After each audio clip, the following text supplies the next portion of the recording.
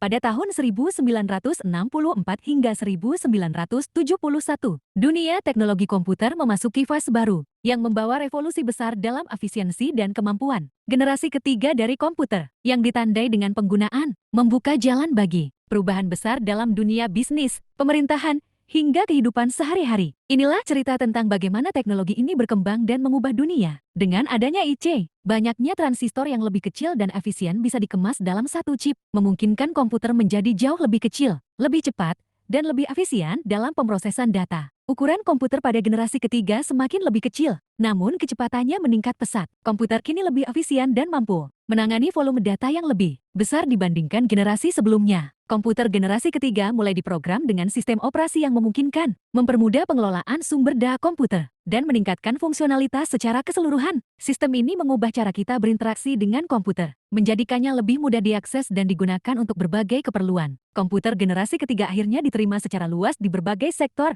Dalam dunia bisnis, komputer digunakan untuk sementara itu. Di sektor pemerintahan, komputer mulai digunakan untuk dengan semakin terjangkaunya teknologi ini, bisnis dan pemerintahan dapat bekerja dengan lebih cepat, akurat, dan efisien. Perkembangan teknologi pada generasi ketiga bukan hanya meningkatkan kinerja komputer pada masanya, tetapi juga menciptakan fondasi bagi revolusi digital yang kita nikmati hingga hari ini, membuka jalan bagi inovasi-inovasi baru yang akan mengubah dunia komputer untuk selamanya. Dari komputer yang besar dan rumit, hingga perangkat kompak dan efisien yang kita gunakan sekarang. Semua ini dimulai pada generasi ketiga. Dengan inovasi-inovasi pada periode ini, dunia teknologi telah berubah, membuka peluang yang lebih besar untuk masa depan.